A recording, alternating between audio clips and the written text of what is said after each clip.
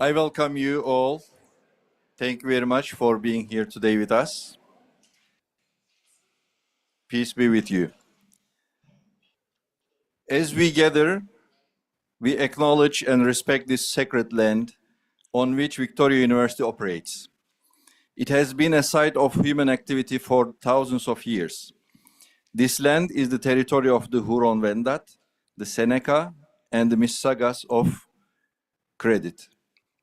The territory was the subject of the Dish with one spoon, wampum belt covenant, an agreement between the Haudenosaunee and Anishinaabe nations to peacefully share and care for the resources around the Great Lakes. Today, Toronto is still the home of many Indigenous people from across Turtle Island, and we are encouraged to continually strengthen our relationships among all living beings and with this land. Thank you.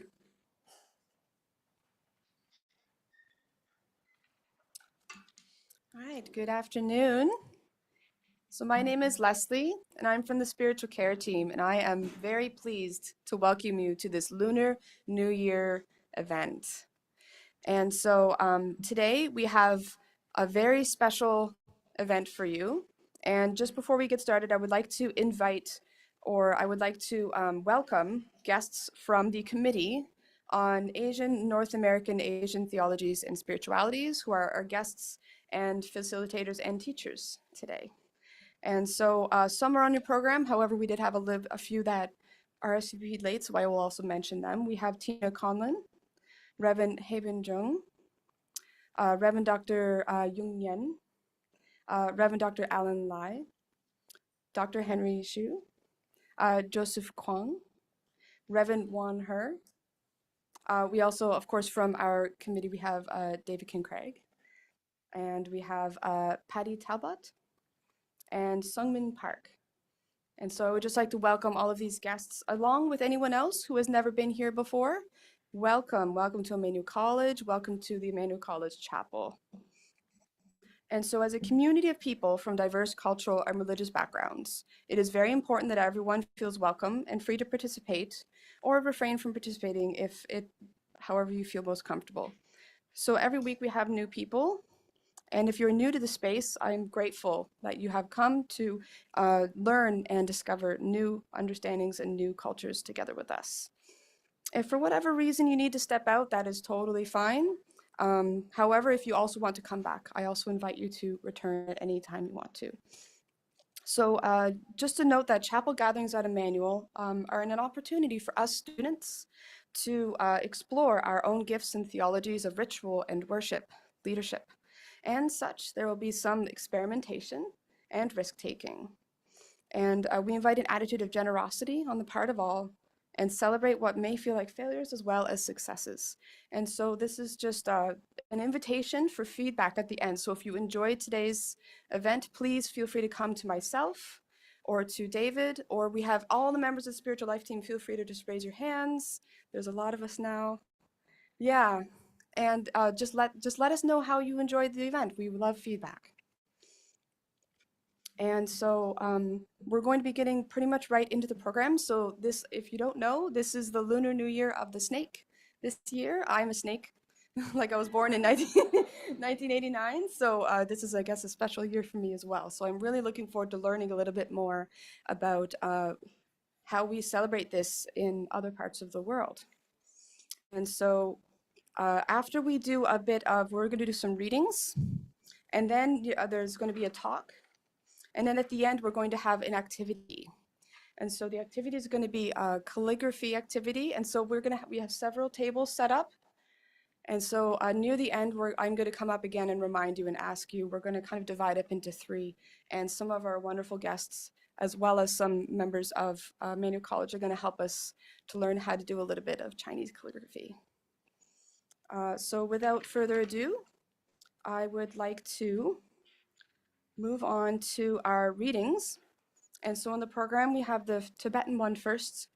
And so I'd just like to let you know that I am a member of the Tibetan Buddhist tradition, as well as Tenzin in the back. And so we celebrate Lunar Year as well. However, it's a different moon. So it's actually next month. But for the purposes of this event and to celebrate together, we're going to do a Tibetan Losar blessing.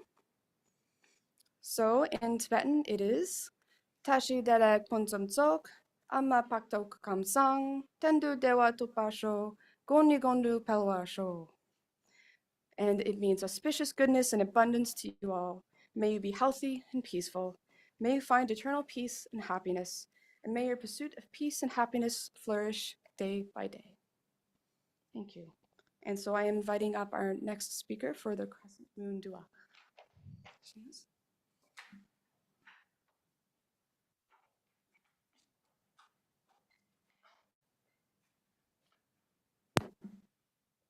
Hi, everyone.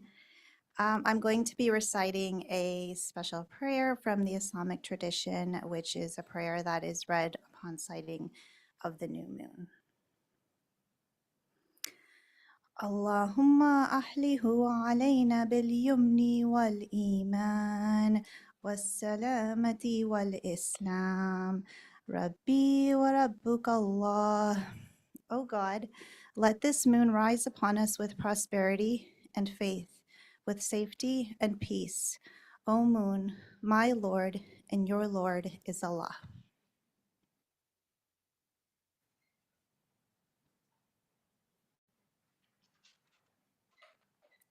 I would like to invite Reverend Dr. Alan Lai to start off our readings. It's the reading of the Gospel of Matthew, chapter 10. See, I'm sending you out like sheep into the midst of wolves. So be wise as serpents and innocent as doves. Beware of them, for they will hand you over to councils and flog you in their synagogues, and you will be dragged before governors and kings because of me, as a testimony to them and the Gentiles. When they hand you over, do not worry about how you are to speak or what you are to say, for what you are to say will be given to you at that time. For it is not you who speak, but the Spirit of your Father speaking through you. Now we have Reverend Dr. Jung Yan.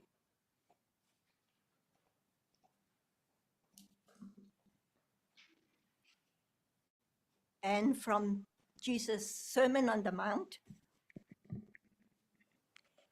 in the 5th chapter of the same gospel. You are the salt of the earth. But if salt has lost its taste, how shall its saltiness be restored? It is no longer good for anything, but is thrown out and trampled underfoot. You are the light of the world. A city built on a hill cannot be hidden. No one, after lighting a lamp, puts it under the bushel basket, but on the lampstand, and it gives light to all in the house. In the same way, let your light shine before others, so that they may see your good works and give glory to your Father, Maker, in heaven. Here endeth the reading.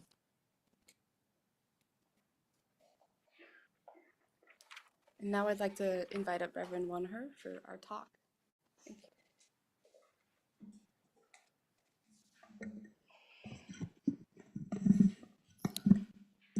The foundational text of Taoism is the Tao Te Ching, which means the way and its power. This was written around 4th century BCE. Tao means the way, but it is undefinable, as the first line in the text says, the Tao that can be told is not the eternal Tao. The name that can be named is not the eternal name. But there is a metaphor that the Tao in the world is like a river flowing home to the sea.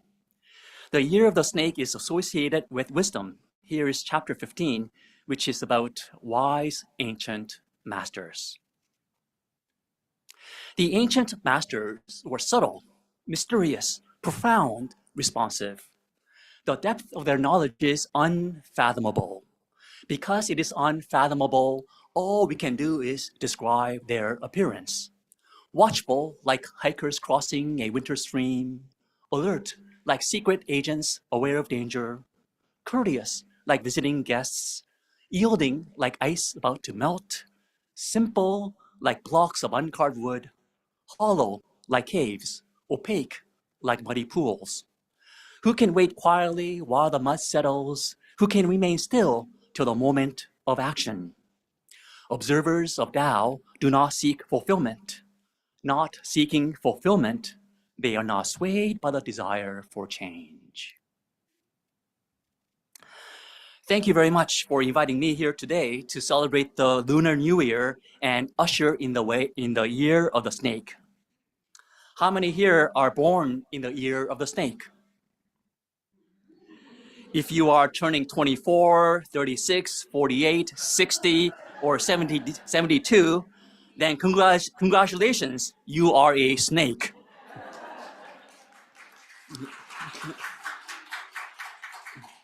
I am a snake.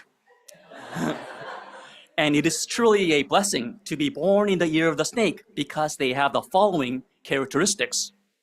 Snakes are sensitive, effective, and adaptable.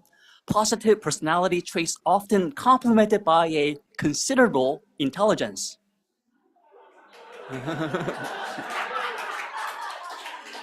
They are usually amiable and even-tempered, showing a cool and calm exterior, punctuated by occasional bouts of perfectly timed energy and passion. When I was growing up in Korea, I remember my mother telling her friends that I was born in the year of the snake. Their responses were similar, that I was blessed to be born in the year of the snake, as they are quite intelligent, even though I did not feel all that smart then nor now. I was glad, however, to learn that Taylor Swift was also born in the year of the snake, which means that I have at least one thing in common with Taylor Swift. And maybe, just maybe, that will make me look slightly cooler to my daughter.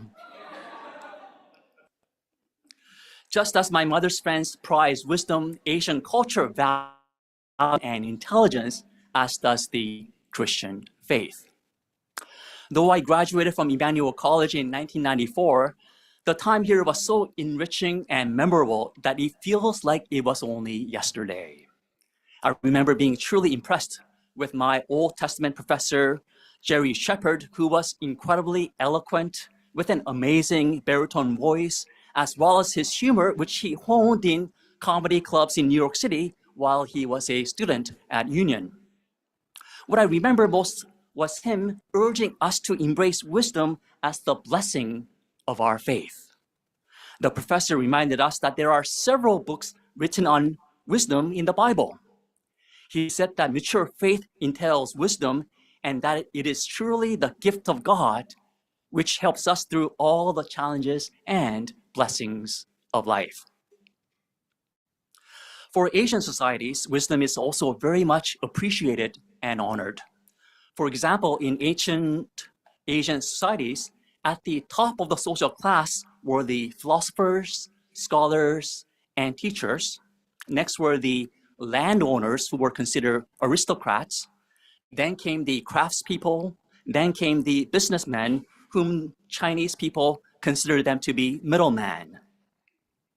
The importance of intelligence and wisdom was made evident when Seoul hosted the 1988 Summer Olympic Games. 3 people were chosen to light the Olympic cauldron, and none of them were athletes. There was a high school student, a graduate student, and an elementary school teacher, valuing the importance of education in Korean society. Though we live in a tremendous time of scientific advancement, computer technology, and artificial intelligence, we need wisdom. We also have huge challenges with the ongoing war in Ukraine, climate catastrophe, the rise of fascist governments around the world, and all the chaos the President of the United States is unleashing right now. In the 1800s in New England, Henry David Thoreau remarked that mass of men lead a life of quiet desperation. The situation is much more dire these days, where social media and 24-hour news cycles amplify that quiet desperation into fear, hatred, mistrust, and even violence. In such time as this, Jesus, the wisdom of God, says, "See, I am sending you out like sheep into the midst of wolves. So be wise as serpents and innocent as doves." In order to survive in what seems like a dangerous and hostile environment, Jesus said, "Be wise as a serpent. Use your wisdom, but be innocent as doves," he says.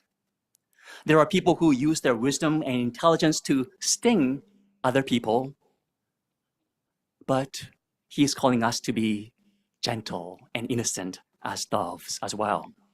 Bishop Marion Boudet, being wise as serpents and innocent as doves, spoke truth to power and pleaded, "Have mercy, Mr. President." This is how we embody the gospel. In today's world, all information is available easily and instantaneously. Though there is lots of information, we desperately need wisdom. For me, the wisdom found in the Tao Te Ching saves me from the temptation to despair. Tao Te Ching, chapter 16 states, the way of nature is unchanging. Knowing constancy is insight. Not knowing constancy leads to disaster. One thing that is constant in Canada is that the public gets pretty tired of prime ministers who stay in power for about 10 years. It happened to Pierre Trudeau, Brian Mulroney, Stephen Harper, and now Justin Trudeau, with devastating results. Had Justin Trudeau knew about Tao Te Ching, knew about the constancy in Canadian politics, he could have averted a political disaster. Speaking of constancy, China, with its thousands of years of history, helps us to understand also the current reality. Going back to Tao Te Ching chapter 31, it states, "In happy times, precedence is given to the left, in sad times, to the right." Following the pandemic, the war in Ukraine, the supply chain problems resulting in inflation left many people unhappy. Thus, we are living in a sad time, and the precedence is given to the right. And thus, right-wing governments around the world have risen, even in the country south of us, and quite possibly in Canada after the next federal election. And chapter 30, however, gives us some hope. And it says, "Whenever you advise a ruler in the way of Tao, counsel him not to use force to conquer the universe. Just do what needs to be done. Never take advantage of power. This is not the way of power. That which goes against Tao will come to an early end." That which goes against Tao will come to an early end. I take that to mean God's justice will ultimately prevail. God will not let the world be destroyed by fools. Despots will be brought down from their thrones, and the lowly will be uplifted. As Martin Luther King Jr. has stated, "The moral arc of the universe is long, but it bends towards the side of justice." When I took a course in East Asian religion here at Victoria College under Julia Cheng, I was surprised to learn that in Asia, intelligence, wisdom, and moral character development are all intertwined. And here's a story from Taoism of a man who embodied that idea. A long time ago, in ancient China, there lived a man whose name was Ai Tai To, an ugly man. He was no ordinary ugly man. He was a monstrously ugly man. Yet for some strange reason, everyone in his village thought very highly of him. So much so that all the women of his village would rather be his concubine than someone else's wife. OMG, oh my God. How can this even be possible? For he is poor, has no title, and unable to protect others, not even extra food to serve others.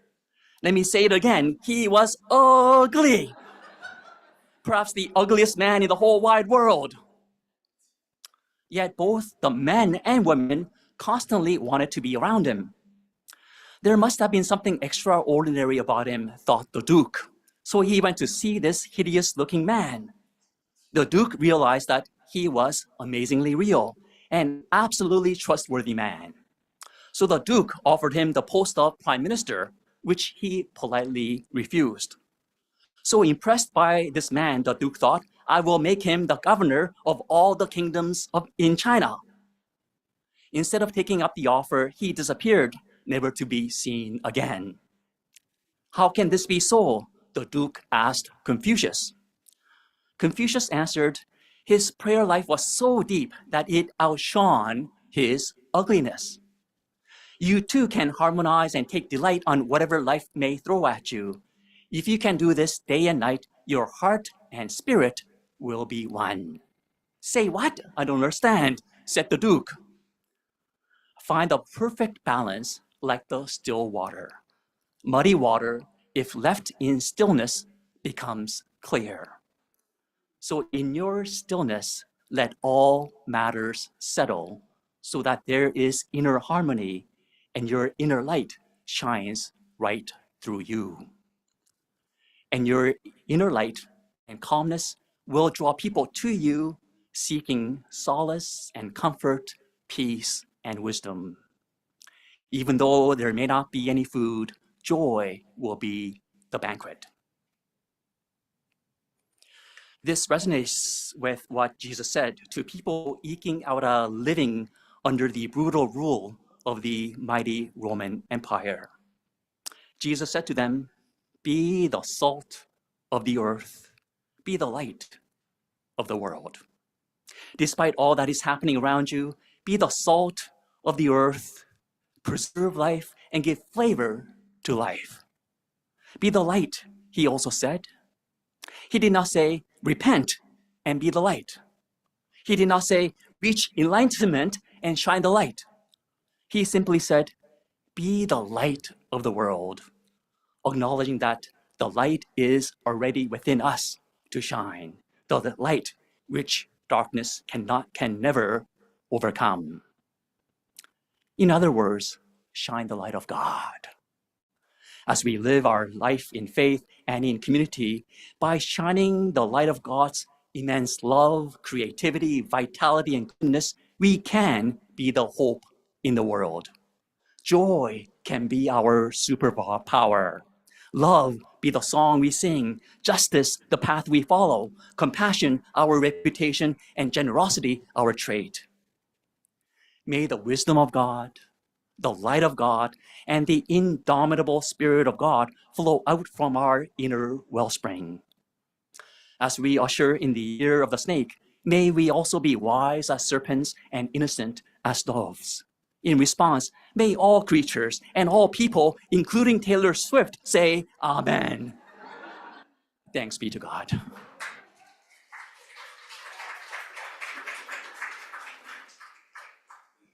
Thank you so much. Henry, if you could take us into the calligraphy activity.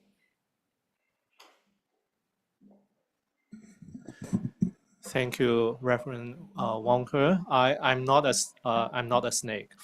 I'm a rat. And there is a Chinese saying, for those who are Chinese would know, that suggests that snakes are rats are best friends. So I look forward to develop this friendship with you, beginning with our love of the Tao Te Ching. I also learned the Tao Te Ching from Professor Julia Cheng. So yeah, I just learned that from Reverend Wonker. So I'd like to share something about the concept or the meaning of blessing or fu in Chinese with you. It is customary for the Chinese families to write auspicious words or phrases on red paper and post them on the walls during the Chinese New Year. So one of the most common words that you will see is, sorry, the previous slide, please. It's what you are seeing in golden color here. That's the word fu.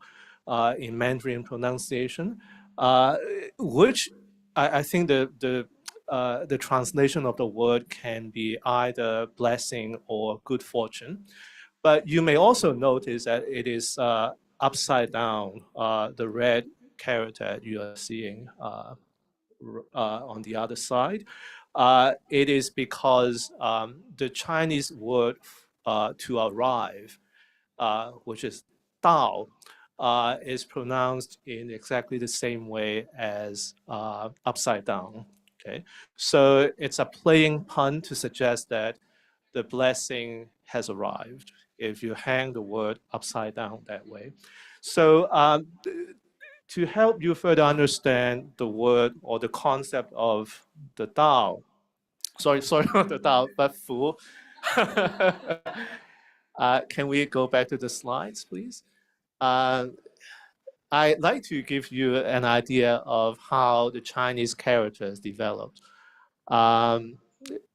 The Chinese characters are basically pictographs, meaning that when the Chinese began their writing system, they were doing little drawings.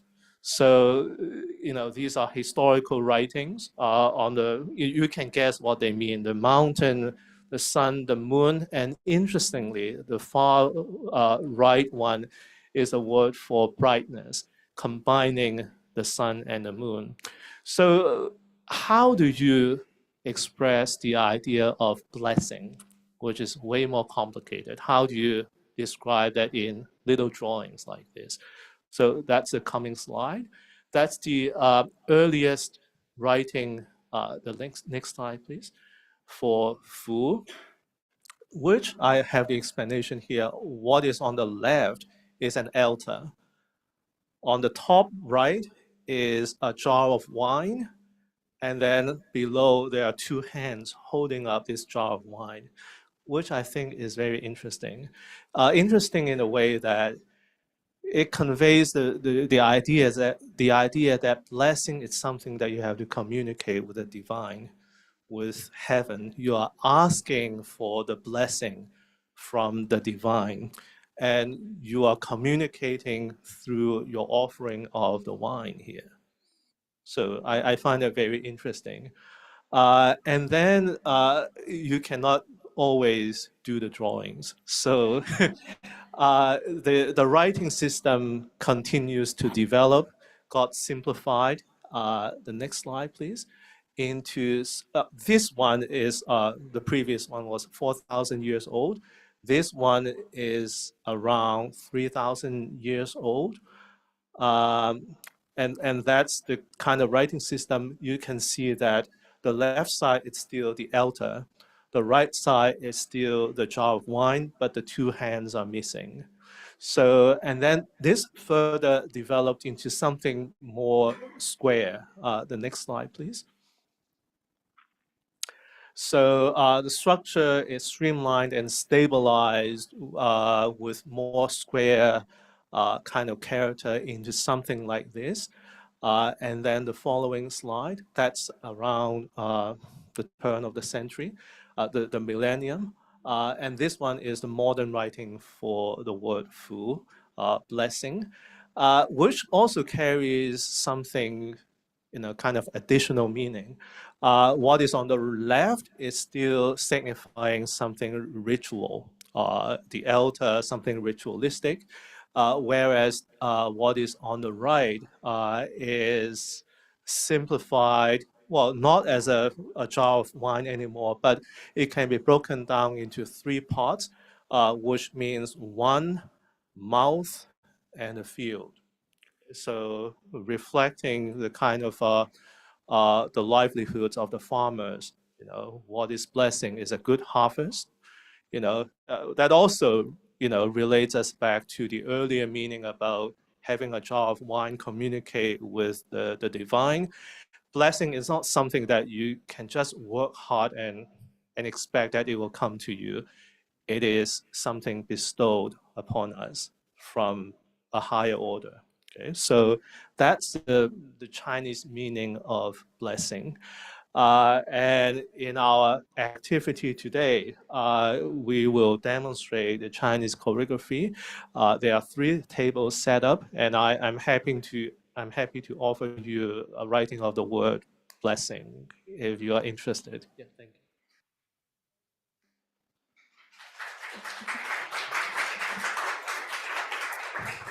Just before you all disperse into feel free to just kind of separate out into 3 groups, but right before you do that, I would just like to remind everyone on the way out, we are going to be doing an additional Lunar New Year ritual, which is that we will be asking some of our elders to hand out red envelopes. So we will be setting that up shortly. So if you need to leave a little early, make sure you get one of those on your way out. It is a very special tradition, so we want to make sure everyone gets one. And I would also like to recognize helping us out with the table along with Kanat's members, our 2 recent immigrants from Hong Kong, Kelly Ching and Timothy Lam. So yeah, everyone feel free to to take your tables and see if we can have some fun.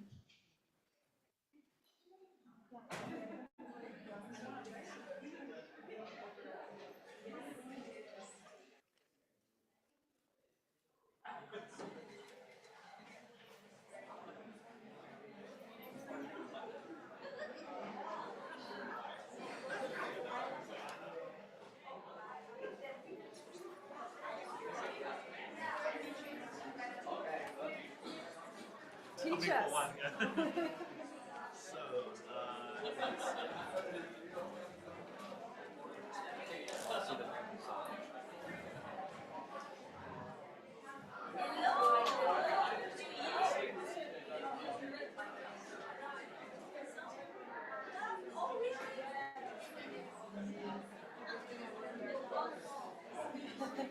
Oh yeah, no, you don't need to answer at all.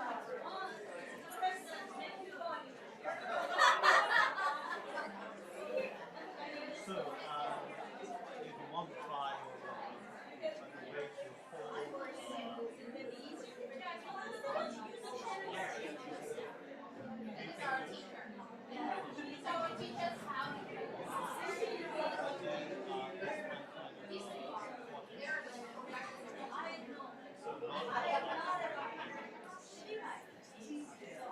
So, additionally,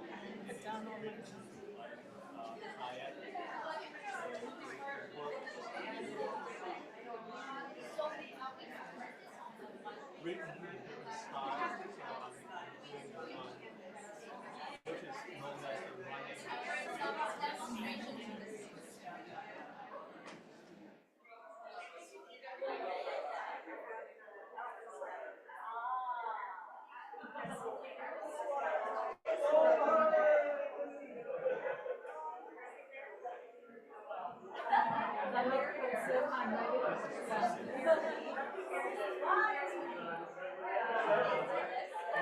Anyone want to try?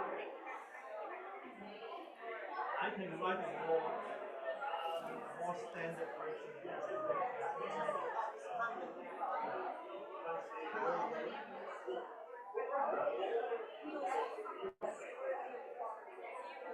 So this is the one that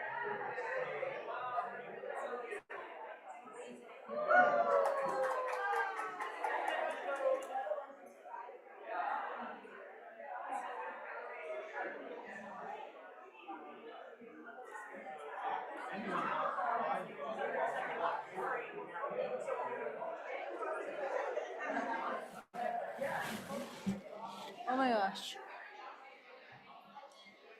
The microphone was too.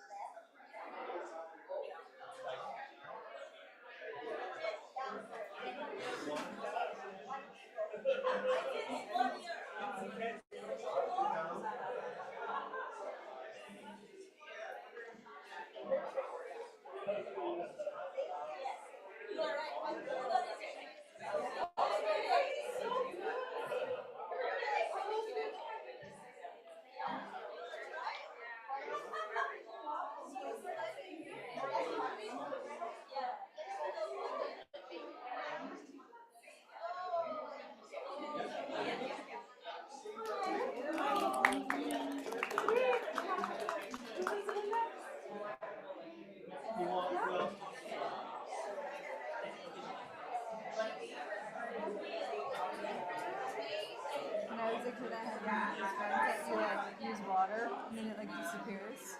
You know what I'm talking about? No. He's a calligraphy technique? It was like a tourist thing that you would find places. So it was like a little like board and it would be on like a stand. You use water and then it shows up and then it like dries out and it goes away. Oh, no, I've never seen that one.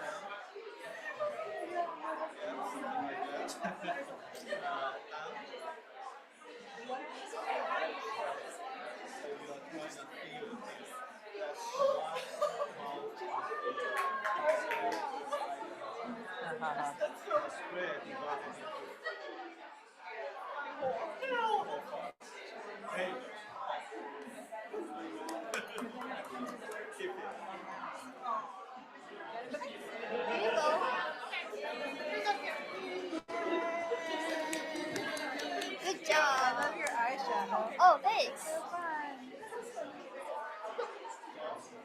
It's gonna take a while to dry.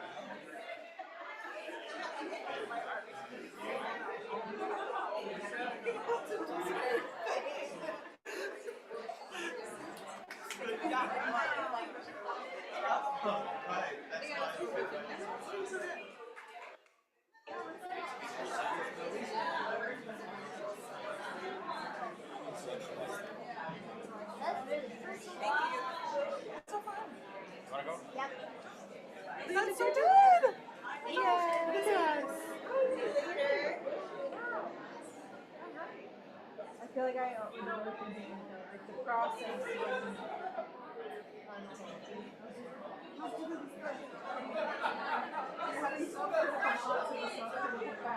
Alright.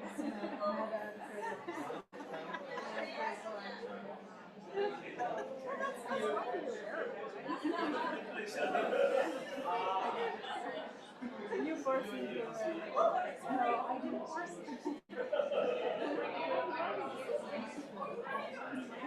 That's not the role of the professor. It's a lot of invitations.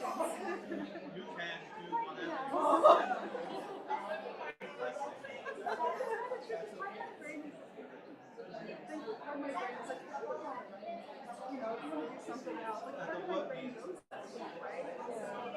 Yeah, I find I struggle all the time with making people very happy and doing things, right? Yeah. So like more and more, I'm writing, then you have to do something else.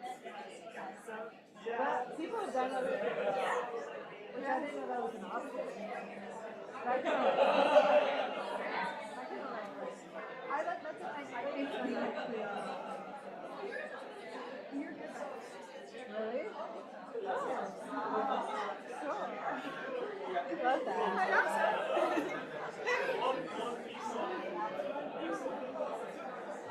It's not like artful.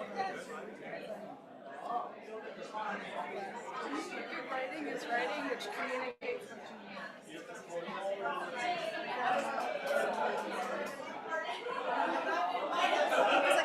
I can't a lot of academic writing I can't stand because you're just trying to sound smart and just trying to like have something where it's like I don't want to read things and it's funny like some of my favorite books that I like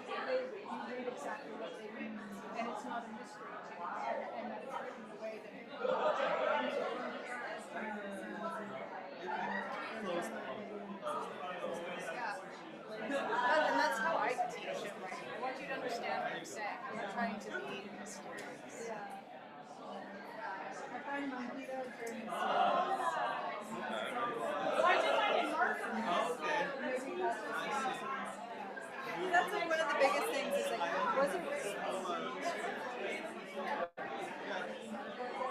Oh yeah. So I know I got two questions. I have to respond, but one of the questions is like, why is this translation? So many copies of it. But in the syllabus, I say like this is in many languages, many versions. So read it in the language or the version that you want to read it. It's a syllabus. It's kind of like an action movie. Right. You know, action movie. There's nothing else. Right. So like, I wonder if it was written with the intention. I think it is. Oh yeah. But then it's interesting because when he was talking about the way that it's written out, it reminded me of the images that you need to think about what. Yeah. Well, and I didn't invent this assignment. Like, I'm the first one to teach it here. But actually, if you go to like university in a lot of Asian countries, you read Monkey, and actually you read, and I discourage this. Oh no. So I was sort of interested what people meant by fantasy. I wasn't expecting that.